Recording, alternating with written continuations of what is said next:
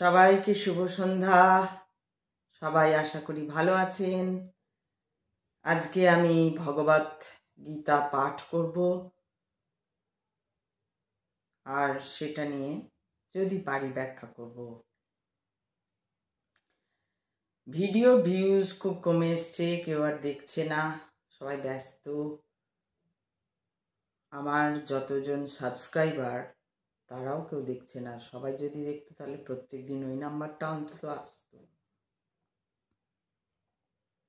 সবাইকে অনুরোধ করব, এখন এমন একটা সময় এসছে, এখন এই হরি নাম, কৃষ্ণ নাম, ঈশ্বর নামই আমাদের উদ্ধার করবে। ঘোর কলি, আমরা যারা ভাবছি যে আমরা তো ভালো আছি, আমাদের তো কোনো অসুবিধা নেই, খাচ্ছি পড়ছি, অফিসে যাচ্ছি, এত টাকা রোজগার করছি, বড় বড় গাড়ি বাড়ি কিনছি, আজকে 3 নম্বর গাড়িটা কিনলাম, কালকে বড় রেস্টুরেন্টে খেয়ে এলাম, খাওয়া দাওয়া ইলাহি কাণ্ড, এটাই সব নয়। সব কিছুর একটা শেষ আছে, তাই এটারও একদিন শেষ হয়ে যাবে। কখন হঠাৎ করে কবে কখন কোথায় কিভাবে শেষ হবে কেউ জানে না। যেটা জানে তাকেই ডাকা, তাকেই আগের থেকে তার চরণে নিজেকে সমর্পণ করাটাই আমাদের কাজ, মনুষ্য জীবের কাজ। সেই কাজে ব্রতী হওয়াটাই মনুষ্যের প্রমাণ দেওয়া। তো আজকে আমি গীতা পাঠ করছি, যেখানে শ্রীকৃষ্ণ বলছেন, আমি সেই যে সমস্ত দিক রক্ষা করছি, সমস্ত জায়গায় রয়েছি। অহং সর্বস্ব প্রভব মত্ত সর্বং প্রবর্ততে ইতি মত্তা ভজন্তে মাং বুধা ভাব সমন্বিতা। আমি জড় ও চেতন জগতের সব কিছুর উৎস, সব কিছু আমার থেকেই প্রবর্তিত হয়। সেই তত্ত্ব অবগত হয়ে পণ্ডিতগণ শুদ্ধ ভক্তি সহকারে আমার ভজনা করেন। এর আগেও অন্যান্য ভিডিওতে আমি বলেছি, উল্লেখ করেছি যে আমাদের যে প্রাচীন মুনি ঋষিগণ, তারা ধ্যান বলে, যোগ বলে এই তত্ত্ব জেনেছিলেন যে শ্রীকৃষ্ণ তাঁর মুখ নিঃসৃত বাণীতে কি কি বলে গেছেন। শ্রীকৃষ্ণ বলতে যারা ভাবে কোনো কাব্যের চরিত্র বা মহাভারত একটা মাত্র কাব্য, তা নয়। বহু যুগ আগে, বহু বছর আগে, হাজার হাজার বছর আগে ঋষি মুনিরা তাদের ধ্যানে, তপস্যায়, যোগের কারণে তারা জেনেছিলেন যে শ্রীকৃষ্ণই স্বয়ং, এবং তিনি এই জগৎ সৃষ্টি করেছেন, এই জগতের কণায় কণায় তিনি রয়েছেন। এখানে আপনি শ্রীকৃষ্ণ নামের পরিবর্তে যে কোনো আপনার ইষ্ট নামকে বসিয়ে নিতে পারেন। ঈশ্বর এক এবং অভিন্ন। তাই ঈশ্বর বলছেন, আমি সব জায়গায় রয়েছি, আমি জড়তেও রয়েছি, আমি চেতনেও রয়েছি। যে সমস্ত পণ্ডিত যথার্থই বেদ অধ্যয়ন করেছেন এবং শ্রী চৈতন্য মহাপ্রভুর মতন নির্ভরযোগ্য সূত্র থেকে প্রকৃত তথ্যে অবগত হয়েছেন এবং বুঝেছেন সেই শিক্ষার প্রয়োগ কিভাবে করতে হয়, তারা জানেন প্রাকৃত ও অপ্রাকৃত উভয় জগতের সব কিছুই শ্রীকৃষ্ণ থেকে উদ্ভূত। আর সেই তত্ত্বজ্ঞান লাভ করার ফলে তারা অনন্য ভক্তি সহকারে ভগবানের সেবায় নিযুক্ত হন। তারা কখনোই অপসিদ্ধান্ত বা মূর্খ মানুষের অপপ্রচারের দ্বারা প্রভাবিত হন না। তাদের তো মূর্খ মানুষের দ্বারা প্রভাবিত হতেই হবে না, কারণ একটা মানুষ, আমরা কিছুই না, আমরা নগণ্য। সেই নগণ্য একটা নাম করছি, বা একটা 20 বছর ধরে, যদি বলতে পারেন যে 20 বছর ধরে একটা একই দিকে রয়েছি, তাঁরকে স্মরণ করে যাচ্ছি, তাঁর চরণ ছাড়িনি, তাতেই যা সামান্যটুকু যে আমার জ্ঞানের একটা মানে আলো দেখতে পেয়েছি, জ্ঞানের মানে বর্গীর জয়ের প্রথমটা দেখতে পেয়েছি, ওইটুকুতেই মনে হচ্ছে যে হ্যাঁ, এটা তো বলা উচিত। আশেপাশে যখন তাকাচ্ছি তখন বুঝতে পারছি কি আমাকে সে দিয়েছে আর কি তারা পায়নি। এই কথাটা আগে বিশ্বাস করতে হবে যে তিনি আছেন। যদি আমি বিশ্বাস করে নিই, তাহলে আমি কি করে বলবো যে আমার এত দুঃখ, আমার এত কষ্ট, তোমরা তো জানো না আমার কষ্টটাই, আমার মতন কষ্ট কেউ পায়নি, আমার মতন জীবনে যন্ত্রণা কেউ ভোগ করেনি, আমার মতন অভাবে কেউ পড়েনি, আমার মতন অমুক হয়নি। এই যে আমি ভাব, এটা থাকবেই না যদি আমার ঠাকুরকে ভালোবাসলো না, আমার ঠাকুর, আমার মহারাজ, আমার দেব, আমার দেবী। যে শ্রী রামকৃষ্ণকে ভালোবাসবে সে মহাদেবকেও ভালোবাসবে, যে মহাদেবকে ভালোবাসবে সেই শ্রীকৃষ্ণকেও ভালোবাসবে, সে সবাইকে ভালোবাসতে বাধ্য হয়ে যাবে।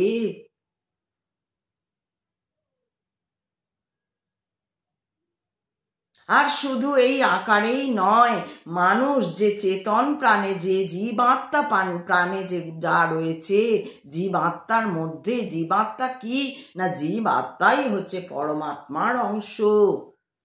পরমাত্মা ছড়িয়ে রয়েছে নানা রূপে, নানা স্বরূপে, তাকে আমরা দেখতে পাচ্ছি। তাই বিবেকানন্দ বলে যাচ্ছেন যে তোমার মধ্যেই ব্রহ্ম, সেই ব্রহ্মকে জাগাও, সেই আমি যে আমি, সেই তো পরমাত্মা। সেই পরমাত্মাই বলছেন আমি রয়েছি, আমি তোমার মধ্যেও রয়েছি, আমি দেওয়ালের মধ্যেও ইটেরও রয়েছি, আমি মাটিতেও রয়েছি, আমি ঘাসেও রয়েছি, আমি ফুলের মধুতেও রয়েছি, আমি ফলের রসেও রয়েছি। শুধু বুঝতে হবে, শুধু কথায় নয়, ভাবের মধ্যে আনতে হবে। এই জ্ঞান ভাবের মধ্যে আনলে তবেই তোমার যে মায়া কি তা তুমি বুঝতে পারবে, এবং সেই মায়ার অন্ধকার থেকে তুমি একটু আলো পাবে। মায়ার অন্ধকার কোনটা তোমরা তো জানো না। আমার যা কষ্ট, তোমার তো ওই সুবিধাটা রয়েছে, তোমার তো আমার মতন কষ্ট নেই, তাই তুমি বুঝবে না। কষ্ট বিভিন্ন জনের বিভিন্ন রকম রয়েছে। এখনই আপনি হসপিটালে চলে যান, দেখবেন কত, একটা হসপিটাল না, আপনি যত হসপিটাল আছে সব হসপিটালে, পৃথিবীর যত হসপিটাল আছে পৃথিবীর সব হসপিটালে এখন প্রচুর বহু রুগী যারা কষ্ট পাচ্ছে, দেহে প্রাণে কষ্ট পাচ্ছে, তারা রয়েছে। আবার দেখুন মন্দিরে এখন প্রচুর যে মন্দির রয়েছে সেখানেও যে মানুষজন রয়েছে, সেখানেও মানুষ দেখুন ভিড় করছে, কীর্তন করছে, অমুক করছে, তসুক করছে। এই যে সমস্ত জায়গায়, এই যে যারা হসপিটালে রয়েছে, আর যারা মন্দিরে গিয়েও আপনি মন্দির থেকে ডেকে কাউকে বলে খুব খুশি না, কেউ খুশি নয়। কে জানে, আমার দুঃখ তো জানিয়ে এলাম, ভগবান শুনবে কিনা। আমি কি দুঃখ জানালাম? আমি মায়ার দুঃখ জানিয়ে এলাম, যা মায়া কেন্দ্রিক, যে আমার ছেলেটার চাকরি, আমার মেয়েটার বিয়ে, বা আমার স্বামীর যেন প্রমোশন হয়, বা আমি যেন অমুক গাড়িটা কিনতে পারি, বা আমি যেন একটা বাড়ি করতে পারি, আমার মেয়ের শ্বশুর বাড়ি থেকে যেন একটা মান সম্মান পাই, বা অমুক হয়। এই যে পার্থিব চাওয়া আমরা চেয়ে আসছি মন্দিরে গিয়ে, তাহলে যে ভক্ত সে কেন মন্দিরে যাবে? আর ভগবানও তো ওখানে থাকছে না। ভগবান তো সেই মন্দিরে নেই বসে। ভগবান বলছে, আয় রে ভগবান, আমি আমার কি অবস্থা, আমার যা কষ্ট, আমি ফেঁসে গেছি রে, আমি তো ফেঁসে গেলাম রে, মায়ার ইয়ে করে আমি ফেঁসে গেছি। তাই কাজী নজরুল বলছেন না, তুমি শিয়রে বসে কাঁদো জননীর মতো ভিতা।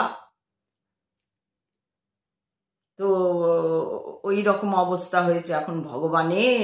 ভগবান তো মহাপাষাণ ফেসেছে।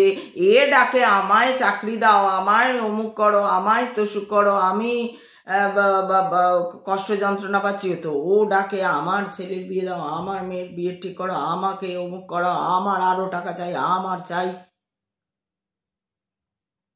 তারপরে ওইখান থেকে বেরিয়ে যখন সোসাইটি বা পাড়া বা নিজের বাড়ির আশপাশে, তখন বেরিয়ে কি আর বিশাল নিজেকে, আমি তো হনু হয়ে গেছে, একবার বিশাল হয়ে গেছে, আমি তো এত কে বলে, হ্যাঁ সব জানি, ওটা জানি, হ্যাঁ হ্যাঁ জানি, শোনো এটা করতে হয়, ওই আবার বেরিয়ে জ্ঞান দিচ্ছে।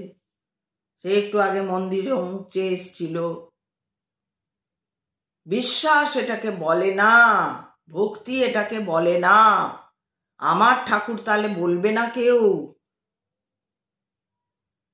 যার ভক্তি থাকবে, যে ভক্ত হবে, সে কখনো কখনো ওই মায়া কেন্দ্রিক কথায় সে ফাঁসবে না, সে ফাঁসবে না। তাই ভগবান স্বয়ং যখন বলছেন, এগুলো হচ্ছে গীতা, হচ্ছে শ্রীকৃষ্ণের মুখ নিঃসৃত বাণী বলা হয়। কুরুক্ষেত্র যুদ্ধে অর্জুনকে যে কথা তিনি বলেছিলেন, যে কথার মধ্যে দিয়ে অর্জুন একটা প্রতীক, এবং পাণ্ডবরা যেমন একটা প্রতীক, দুর্যোধনরা একটা প্রতীক। অনেকেই দেখবেন বলে, আমি ঈশ্বর দর্শন যেন করতে পারি, একদম ঈশ্বর দর্শন তো দুর্যোধন অনেকবার করেছিলেন। ভীষ্ম, দ্রোণাচার্য, কর্ণ, এদের কাছে তো শ্রীকৃষ্ণ বারবার শকুনি পর্যন্ত ঈশ্বর দর্শন করেছিলেন। কি হয়েছিল না, ভেতরের যে ব্রহ্মকে তারা জাগায়নি, তারা অহম আমিতে থেকে গেছিল। তাই বলেছিল, না যুদ্ধ করতে হবে, আমরা ক্ষত্রিয়, আমরা যুদ্ধ না করে জিতবো না, হ্যাঁ না তেন না, একদম সুচাগ্র মেদিনীও ছাড়িব না। দুর্যোধন বলল, তার মাথায় একবারও ঢুকলো না, সে ভাবতেই পারলো না ওকে ভগবান, সে মেনেই নিতে পারলো না সে ভগবান, তার কাছে ভগবান। তার মানে তুমি যদি তোমার স্বভাব না ছাড়ো, তুমি যদি তোমার চৌর্যবৃত্তি যদি স্বভাব হয়, তুমি সেই চৌর্যবৃত্তি যদি ছাড়তে না পারো, স্বয়ং ভগবান তোমার সামনে দাঁড়িয়ে গেলেও বললেও তুমি ছাড়বে না, এটা তার প্রমাণ। মহাভারত তার প্রমাণ। দুর্যোধন, দ্রোণ, ভীষ্ম কেউ ছাড়তে পারেনি। কি না আমরা ওর নামক খেয়েছি বলে বসে রইল। কি না একজন মহিলা, মায়ের বস্ত্রহরণ হচ্ছে, মাতৃজাতের বস্ত্রহরণ হচ্ছে, সেখানে এত বড় বড় সব দিগ্গজরা বসে থাকলেন। কেউ বলতে পারলো না, না এটা অন্যায় হচ্ছে, কেউ বলতে পারলো না, সবার মুখ বেঁধে দিয়েছিল। আর ঠিক সেই ঘটনা আমরা এখন দেখছি। তার জন্যই শুধু চরিত্রগুলো, নামগুলো বদলে গেছে, জায়গাটা বদলে গেছে, জায়গাটা বদলে গেছে, শুধু নামগুলো বদলে গেছে, পরিস্থিতিগুলো বদলে গেছে, বাকি ঘটনা ওই একই। দুর্যোধনকে তুমি যতই সামনে দাঁড়িয়ে বলেই দেখো, আমি ভগবান, আমি বলছি তুমি এটা করো, তুমি ওটা করো, তোমার ভালো হবে, এই হবে, না, ও শুনবার পাত্র নয়। ওর যা মনে হবে ও সেটাই করবে। তাতে সে নরকে যাক, তার 100টা জন্ম হোক বা কষ্ট পাক, সেই দিকে তাকাবে না। সে জন্মান্তরের চক্রে সে ঘুরেই যাবে আর ঘুরেই যাবে আর ঘুরেই যাবে। আর যতক্ষণ না তুমি ঈশ্বর প্রাপ্ত হবে, ঈশ্বর লব্ধ হবে, ততক্ষণ ঈশ্বর প্রাপ্ত আর ঈশ্বর দর্শন এক নয়। ঈশ্বর প্রাপ্ত যতক্ষণ না তুমি হবে, ততক্ষণ এই পৃথিবীতে তোমাকে আসতেই হবে মনুষ্য রূপে। কাজ করে যে জীব রূপে আসতে হবে এবং তার জন্য তার প্রাপ্ত হলে তবেই তুমি বিলীন হবে পরমাত্মাতে। এই কাজ মানুষের, আর মানুষের অন্য কোনো কাজ নেই। যা কিছু এর ভেতরের যে মায়ার জগতে খেলা চলছে সে শুধুমাত্র খেলা।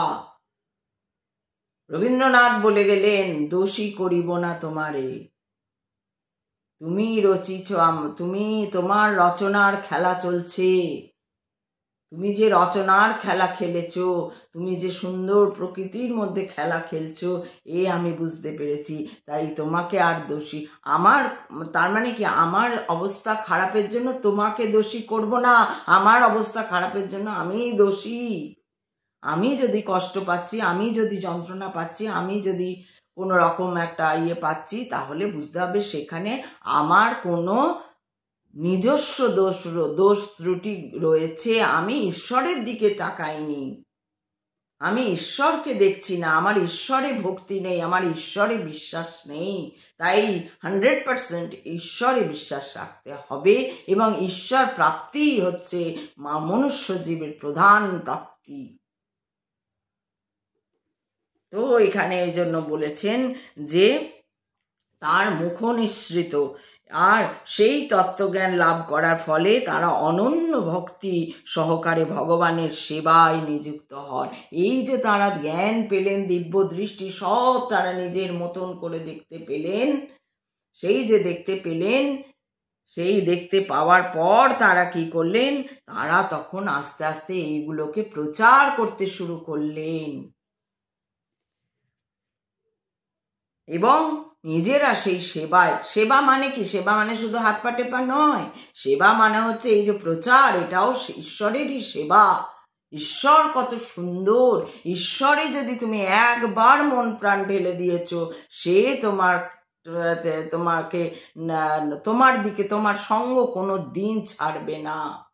শুধু তুমি মায়ার চাহিদা চেয়েও না, শুধু তুমি মায়ার চাহিদা চেয়েও না যে আমাকে গাড়ি দাও, বাড়ি দাও, অমুক দাও, ফার্স্ট যেন হই, অমুক ডিস্টিংশন যেন পাই, আমার যেন রেজাল্ট ভালো, আমি যেন অমুক মেরিট কার্ডটা পাই, আমি যেন বিদেশে গিয়ে অমুক অক্সফোর্ডে ভর্তি হতে পারি, আমি যেন সেইখান থেকে অস্কার আনতে পারি, আমি যেন সেইখান থেকে অমুক করতে পারি, আর শুধু 2 নম্বরই আর 2 নম্বরিতে পড়ে গেছে। এই মায়ার খেলা এটা চলছে, এটাও ঈশ্বরের খেলা। এই খেলা, এটাই তাঁরা খেলা, তিনিই সৃষ্টি করেছেন এই খেলা। এই জগতের যত খেলা সব হচ্ছে ঈশ্বরের সৃষ্টি। তাই ঈশ্বরকে ভুললে চলবে না, ঈশ্বরকে ভালোবাসতে হবে, ঈশ্বরের মধ্যে প্রাণ ঢেলে দিতে হবে। একবার যদি তুমি প্রাণ ঢেলে দিতে পেরেছো, তাহলে দেখবে আর তোমার কোনো চিন্তা নেই, তোমার সমস্ত ভাবনা সে ভাববে। তুমি শুধু বলবে, হে মহাদেব, হে শ্রীকৃষ্ণ, তুমি তো সব, তুমি দেখো, হে কৃষ্ণ, তুমি সব, তুমি দেখো, আমি কিছু জানি না, তুমি আমাকে এনেছো, তুমি আমার এই জীবন তরি পার করে দাও, হে প্রভু কৃপা করো, আমার কৃপা করো, আমায় কৃপা করো, আমায় বুদ্ধি দাও, জ্ঞান দাও, ভক্তি দাও, শক্তি দাও, এই দাও, চাইতে হবে। তুমি ভালো থাকো, তুমি হেসে খুশি থাকো, তুমি যত হাসবে তত আমরা হাসবো, তুমি যত আনন্দে থাকবে তত বেশি আমরা আনন্দে থাকবো, এই কথা বলতে হবে। আমরা তোমারই পার্ট, অংশ। তাই সে যদি ভক্তি মানুষের মনে একটা উদ্ভাবনা জাগায়, একটা অদম্য সাহস জাগায়, একটা অদ্ভুত শক্তি জাগায়, এই ভক্তি। ভক্তি মানে আমি কোনো নই, আমি যদি ভক্ত হই তাহলে নিশ্চয়ই আমি অমুক বা তমুক বা তমুক বা তমুক কাউকে আমি বলবো না যে না না ও লক্ষ্মীর ভক্ত, লক্ষ্মী পুজো করা ঠিক না, না তাই না। আমি বলবো না যে না না ও কার্তিকের ভক্ত, কার্তিক আর কি করেছে, কার্তিক আর কোথায় করলো, কার্তিক তো কিছুই করলো না, হ্যাঁ না না না না, সব সমান, নাম অনেক, কিন্তু রূপ এক,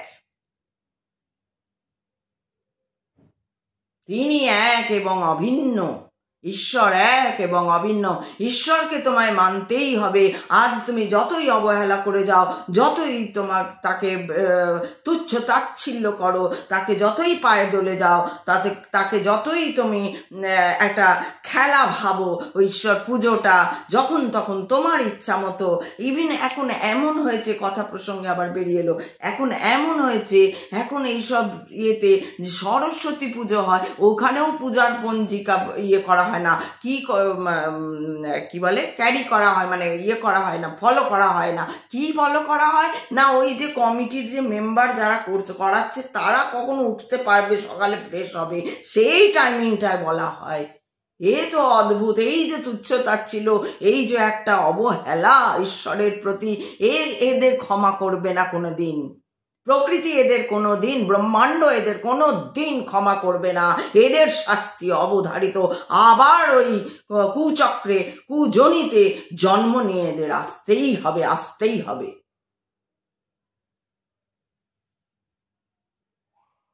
তাই সব সময় সুচিন্তার সঙ্গে যুক্ত হতে হবে। নাই মানে আমি আচার বিচার নাই করি, আমি পুজো, কিন্তু আমাকে অ্যাকচুয়াল যে ভক্তি, সেই ভক্তি আমার থাকতে হবে। আমি শুধু ঈশ্বরকে ডাকবো। আমি কারো ভালো করতে নাই পারি, আমি কারোর ক্ষতির চিন্তা করব না, আমি কাউকে নিচু চোখে দেখব না। নাই বা সে কিছু কম পড়াশোনা করলো, বা পড়াশোনা জানে না, বা সে কোনো কাজ পারে না, বা সে কোনো কিছু এমন যে কোনো তার দক্ষতা নেই, কোনো কিছু হতেই পারে না যে মানুষ হয়ে জন্মেছে অথচ কোনো দক্ষতা নেই। কিছু না কিছুতে তো তার দক্ষতা রয়েছেই, হয়তো কিছু না কিছুতে তো তার দক্ষতা রয়েছে। সেই যে তার, যাই হোক, যদি কেউ মনে করো দক্ষ, কোনো কাজে তার নিপুণতা নেই, স্কিল নেই,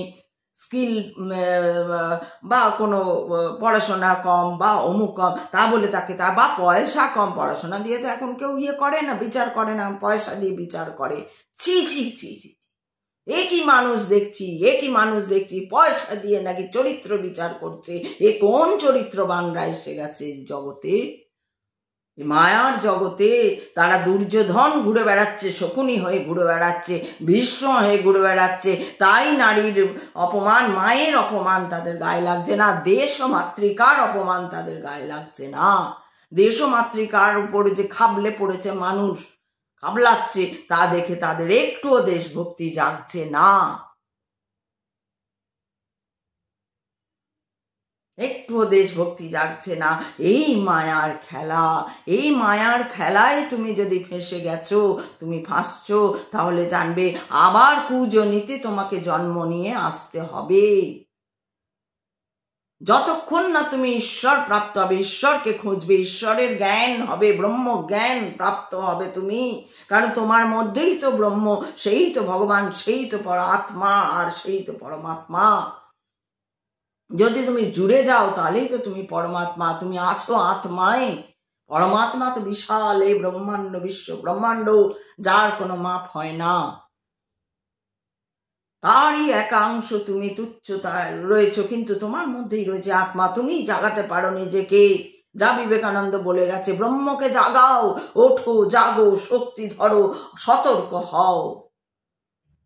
এই কথা বিবেকানন্দের। সেই বিবেকানন্দের কথা অনেকেই বলেন, কিন্তু তার যে কথা, বলে যাওয়া কথা, তার যে বাণী, তাকে ফলো কর, তার সেটাতে বাঁচে না কেউ। সবাই বলে অমুক বলে গেছেন, আর তমুক এই কথা বলে গেছেন, আর তমুক এই কথা বলে গেছেন, কিন্তু সেই বলা কথাতে কি আমরা চলছি? যদি চলতাম তাহলে তো জগতের অবস্থা এরকম হতো না, তাহলে তো দেশে দেশে এত যুদ্ধ লাগতো না। যদি ভারতবর্ষ অন্তত ছড়িয়ে দিতে পারতো সারা দুনিয়াতে। কিন্তু এটাও বলবো যে যাই হোক করে এখন যে শুরু হয়েছে, চারিদিকে গীতা পাঠ শুরু হয়েছে, হিন্দু ধর্মের জন্য মানুষ নামছে রাস্তায়, এটাও কোথাও নিশ্চয়ই ঈশ্বরের, সবই ঈশ্বরে, তাঁরই কৃপা, তাঁরই কৃপা। হে প্রভু দয়া করো, প্রভু কৃপা করো, প্রভু সবই তোমার ইচ্ছা, প্রভু সবই তোমার ইচ্ছা। জাগাও তুমি আমাদের চেতন, জাগিয়ে দাও, ভক্তি দাও, শক্তি দাও, জ্ঞান দাও, বুদ্ধি দাও। তাই জন্যই হয়তো এই যে গীতা পাঠ আজকে চারিদিকে শুনছি, ভালো লাগছে, আনন্দ লাগছে ভেতরে। হয়তো আমি উপস্থিত থাকতে পারবো না, কোনোটাতেই হয়তো পারবো না, কিন্তু তবু ভালো লাগছে ভীষণ। যেতে পারছি না বলে একটু দুঃখ হচ্ছে না, মনে হচ্ছে সেদিন যেন সেই সময় ঘরে বসে আমি গীতাটা পাঠ করতে পারি। শিক্ষিত মানুষ, এই যে শিক্ষিত মানুষরা যখন মূর্খের মতো আচরণ করে তখন সমাজ নষ্ট হয়ে যায়। শিক্ষিত তারা কিসে বলছে? আজকের দিনের মানুষরা কাকে শিক্ষিত বলছে? নলেজ জানাকে শিক্ষিত বলছে না। ভারতবর্ষ কোথায় অবস্থিত ছিল, কতগুলো আরো নিয়ে দেশ উপদেশ নিয়ে ভারতবর্ষ ছিল, ভারতবর্ষের আজ কি অবস্থা, কোথায় ভারতবর্ষ আর কি পাল্টাতে পারে, ভৌগোলিকভাবে তার কি অবস্থান হতে পারে, এই নিয়ে তাদের কোনো ব্যক্ত নেই। সেই মহাঋষিদের কথা, সে জানা পড়া, বেদ নিয়ে পড়া, কোথাও বলা যে বেদ চালিত হোক, গীতা চালিত হোক, কম্পালসারি হয়ে যাক, না, এই নিয়ে কারুর কোনো বক্তব্য নেই, কারুর কোনো কথা নেই। সবাই আমি কটা গাড়ি আর বাড়ি করলাম, আমি বাড়ি করলাম কেন, ও কেন চুল কাটলো, ও কেন এত টাকা দামের শাড়ি কিনলো, ও কেন একটা বাবা ও ভালো জামা নেই, ও ভালো জামা, সব সময় দেখি এই জামাটাই পরে, এই করে যাচ্ছি আমরা শুধু। আমাকে নাচের ক্লাস যেতে হবে, আমাকে গানের ক্লাস যেতে হবে, আমাকে অমুক ডান্স পার্টিতে যেতে হবে, আমাকে ডান্স জিম যেতে হবে, ডান্স তমুক যেতে হবে, এই করে যাচ্ছি আমরা শুধু। আর ছেলেকে আমেরিকায় পাঠালাম, আর লন্ডনে পাঠালাম, আর বাঙ্গালোর পাঠালাম, আর অমুক জায়গায় পাঠালাম, আর এত টাকা আনছি, আর অত টাকা আনছি। ঘুটে কুড়াও। তোমরা আবার রামকৃষ্ণের ভক্ত বলো, তোমরা বলো টাকা মাটি, মাটি টাকা যে বলে গেছে, তারই ভক্তরা টাকার গল্প করে, তারই ভক্তরা ফটো তুলে ধরে সাধুদের, যারা ওখানে বসে তাদেরকে ভোজন করানোর একটা সুযোগ পেয়েছে, একটা সাধু সেবার সুযোগ পেয়ে তারা সেই ফটো তুলে, তারা সেই ফটো করে, তারা আবার বলে আমরা ভক্ত। সাধুদের নিমন্ত্রণ করে সাধু সেবার জন্য তাদেরকে টেবিলে বসে খাওয়ানোর ভিডিও তুলে তারা এমনভাবে ভাইরাল করে দেয় সেই ফটো, যে লোকে সাধুদের মূর্খরা, শিক্ষিত মূর্খরা, তারা সাধুদের সাধুরা কি করে ফেললো, সাধুরা মাছ খাচ্ছে, সাধুরা মাংস খাচ্ছে, সাধুরা এই খাচ্ছে, চি চি চি চি চি চি রে রে রে রে রে রে পড়ে গেল। তাদের কি শাস্তি হলো? যারা করলো তারা কোন ভক্ত আমি জানতে চাই, আমায় জানান কোন রামকৃষ্ণর ভক্ত তারা, তারা রামকৃষ্ণর ভক্ত, তারা নাকি রামকৃষ্ণের ভক্ত, তারা এই কাজটা করলো, চিৎকার ফেলে দিল তারা। তারা বুঝলো না নিজের একটু নিজেদের ভালো দেখানোর জন্য তারা কতখানি একটা সমাজের প্রতি একটা ছাপ ফেলে দিল। এরা আবার ভক্ত? ভক্ত তো সতর্ক হবে, ভক্ত তো জাগ্রত হবে, ভক্তের চেতন ডগমগ করে ফুটবে, চেতনাময় হয়ে থাকবে ভক্ত। ভক্ত সেই এত বড় ভুল করে দিতে পারে না।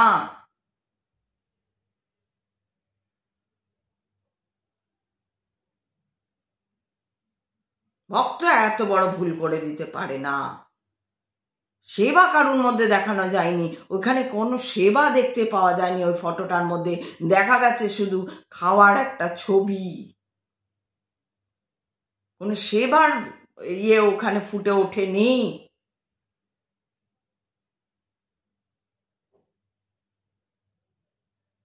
তাই শুধু ওই মেকি ভক্ত হলাম, মেকি পুজো করলাম, মেকি আচার করলাম, লাভ নেই। আমার কে বলছে কে বলছে না ওসব শুনতে হবে না। যারা এসব করছে তাদের কুজনিতে আবার পড়তে হবে, আবার তারা কুজনিতে জন্ম নেবেই, কারণ এটাই প্রকৃতির চক্র, জন্ম মৃত্যুর এই চক্র। মম চিত্তে নীতি নৃত্যে কে যে নাচে তাতা থই থই। হাসি কান্না হীরা পান্না দোলে ভালে। রবীন্দ্রনাথকে তো চেনেন না আপনারা, রবীন্দ্রনাথকে তো ভগবান বলতে পারেন না আপনারা। কি কথা লিখে গেল! হাসি কান্না হীরা পান্না দোলে ভালে, কাঁপে ছন্দে ভালো মন্দ তালে তালে। কি আনন্দ কি আনন্দ কি আনন্দ, দিবারাত্রি নাচে মুক্তি নাচে বন্ধ। বাচ্চাদের দাঁড় করিয়ে দিল এই ডেপথফুল গানের, বাচ্চারা নাচ করছে। আজ পর্যন্ত এই গানের অ্যাকচুয়াল নৃত্যই বার হয়নি। এই তো তাণ্ডব নৃত্য, মহাদেবের তাণ্ডব নৃত্য হবে এই মমচিত্তে। মমচিত্তে, আমার চিত্তে কে নাচছে? মমচিত্তে নীতির নৃত্যে, নীতির নৃত্যে প্রত্যেক দিন কে যে নাচে। কে নাচছে? কে নাচছে? চেতন নাচছে, কনসিয়াসনেস নাচছে।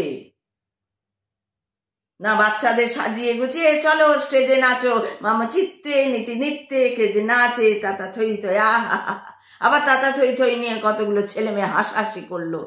কেউ বুঝলো না এ তাণ্ডব নৃত্য, এ মহাদেবের সেই প্রখর প্রলয়।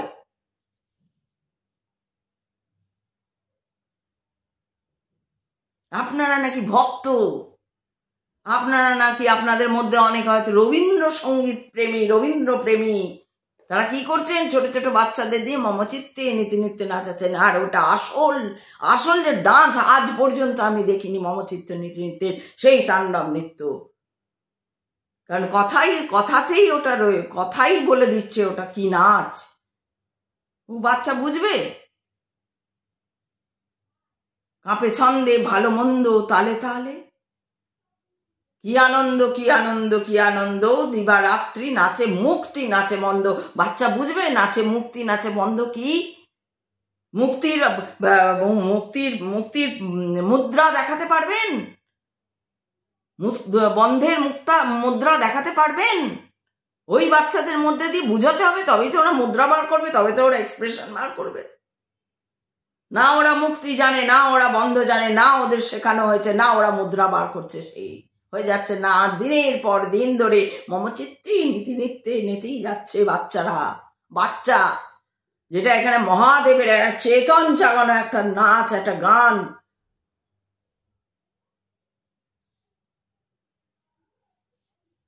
হাসি কান্না হীরা পান্না দোলে ভালে। হাসি কান্না, তুমি যে কাঁদছো সদা, আমার কি হবে? আমি তো সবার ভালো করি, আমি ঠাকুর সবাইকে বিশ্বাস করি, তবু আমি কেন ঠকেই যে তোমার মেকি কান্না, নেকা কান্না, মায়া কান্না।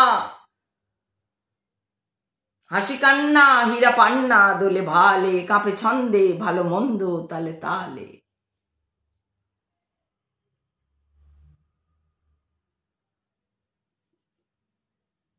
নাচে জন্ম নাচে মৃত্যু, পাছে পাছে।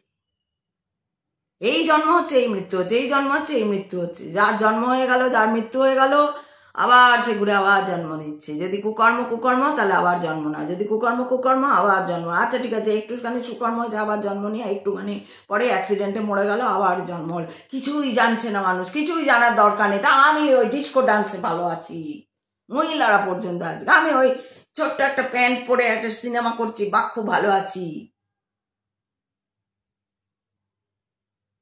কোথায় ত্রিশূল নাচছে, আমি গিয়ে জয় মা জয় বাবা করবো, আমি খুব ভালো আছি। চেতন আর জাগছে না, মায়া থেকে আর সরে আসতে পারছি না। মায়ার খেলায় ডোবো, মায়ার খেলায় ডোবো। সেখানেও রবীন্দ্রনাথের রয়েছে মায়ার খেলা। আপনারা কি বুঝবেন রবীন্দ্রনাথকে? এই বলি বলে তো আমার ভিডিও হয় না, আমার ভিউ আর কেউ দেখে না। ভক্তরা পালিয়েছে সব কাঁচা তুলে। এত ভক্তি তাদের। আমার ঠাকুর, আপনি ভগবান মানেন না? ছি ছি ছি ছি, আমাদের ঠাকুর। তারপর তো আপনাদের ঠাকুরের ওই যে ভক্ত ওই তো ওই করলো, তখন কি বলেছিলেন? সেইটার একটা ভিডিও করে দেখলাম, ভাইরাল হলো না তো, যে তাদেরকে অন্য ভক্তরা যে এটা আপনারা কি করলেন বলে একটা আর একটা ভিডিও করলো, যেটা ভাইরাল হলো। তাহলে বুঝলাম হ্যাঁ অন্যায়ের, এই তো অন্যায়ের জন্য রুখে দাঁড়িয়েছে। ওই শুধু নেকি নেকি মেকি মেকি কথায় নয়, একদম অন্যায় প্রতিবাদ করেছে এরা। তাই আপনাদের রামকৃষ্ণকে তৃণমূল বলে চলে যায়, আপনাদের মুখে কোনো প্রতিবাদ নেই। বাবা মুখ্যমন্ত্রী, যদি আমার এই চাকরিটা চলে যায়, যদি আমার ছেলে ওই হয়, যদি আমার মেয়ে হয়ে, যদি আমার কিছু হয়ে যায়,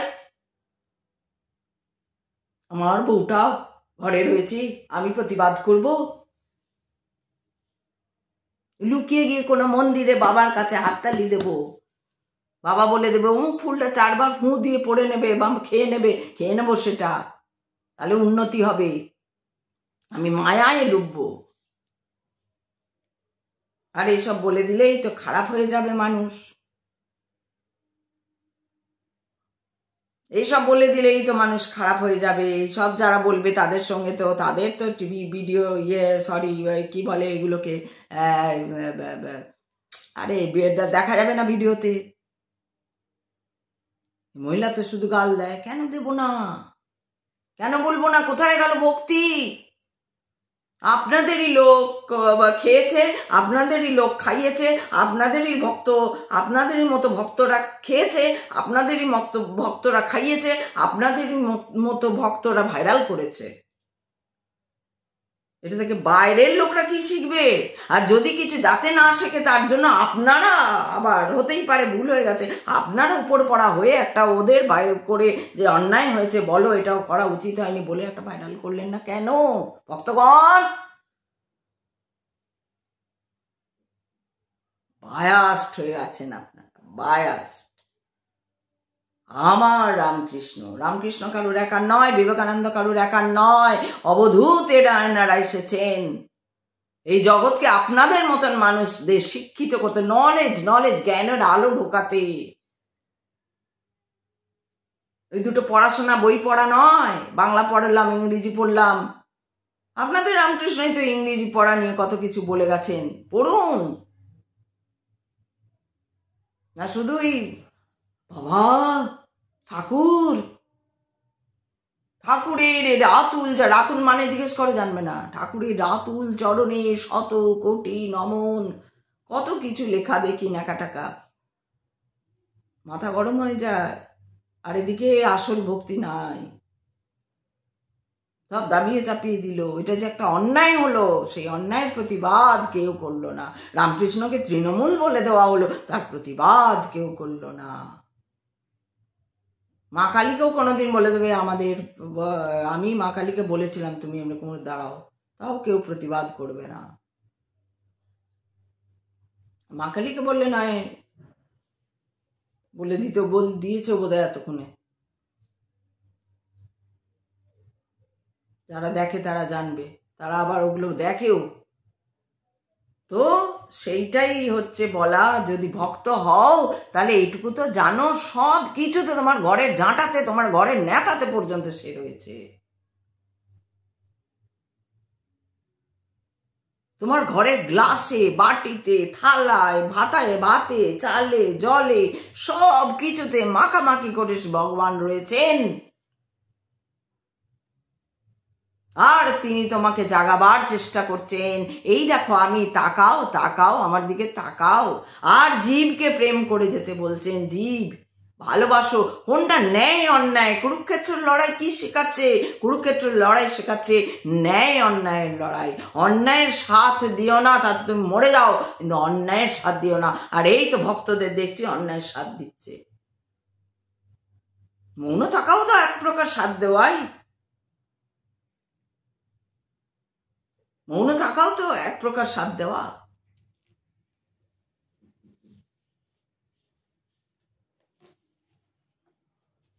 তো শ্রীকৃষ্ণই ব্রহ্মাকে প্রথমে বৈদিক জ্ঞান প্রদান করেন এবং তিনি সেই জ্ঞান আদিকালে প্রদান করেছিলেন। তারপর পুনরায় নারায়ণ উপনিষদে বলা হয়েছে, অথ পুরুষ হ বৈ নারায়ণ কামায়ত প্রজা সৃজয়তি। তারপর পরমেশ্বর ভগবান নারায়ণ প্রাণী সৃষ্টির ইচ্ছা করেন। উপনিষদে আরো বলা হয়েছে, নারায়ণাদ ব্রহ্মা জায়তে নারায়ণাদ প্রজাপতি। प्रजापयते नारायणद इंद्र जायते नारायणद अष्टौ वशव जायन्ते नारायणद एकादश रुद्र जायन्ते नारायणद द्वादशी द्वितीया।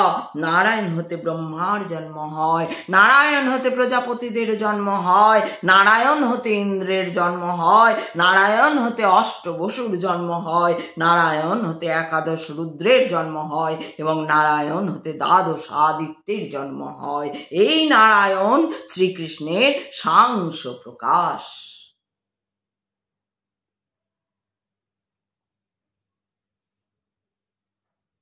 সেই একই বেদে আরো বলা হয়েছে ব্রহ্মণ্য দেবকী পুত্র, দেবকী পুত্র শ্রীকৃষ্ণই পরমেশ্বর ভগবান, নারায়ণ উপনিষদের 4 নম্বরে। তারপর বলা হয়েছে এক বৈ নারায়ণ আশিনে ন ব্রহ্মা ন ঈশান নাপনাগ্নি সমৌ নেমে দেবা পৃথিবী ন নক্ষত্রাদি ন সূর্য। সৃষ্টির আদিতে কেবল পরম পুরুষ নারায়ণ ছিলেন, তখন ব্রহ্মা ছিলেন না, শিব ছিলেন না, অগ্নি ছিলেন না, চন্দ্র ছিলেন না, আকাশে নক্ষত্র এবং সূর্য ছিলেন না। আরো বলা হয়েছে যে শিবের জন্ম হয় পরমেশ্বর ভগবানের ললাট থেকে। এইভাবে বেদে বলা হয়েছে যে ব্রহ্মা ও শিবের সৃষ্টিকর্তা পরমেশ্বর ভগবান সকলেরই আরাধ্য। এক কথায় এই ইউনিভার্স, এই যে ব্রহ্মাণ্ড, এই হচ্ছে সব,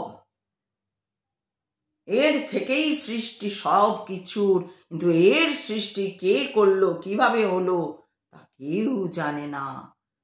এই লিখে কোথায় কে যে বেদ লিখে গেল, যেখানে পৃথিবীর জন্মের সমস্ত কথা লেখা রয়েছে, যেখানে মানুষের জন্মের সুবিধাগত জিনিসগুলোর সব কথা লেখা রয়েছে, তার জন্ম কবে সেটা কে লিখে গেছে সে কথা আর জানা গেল না।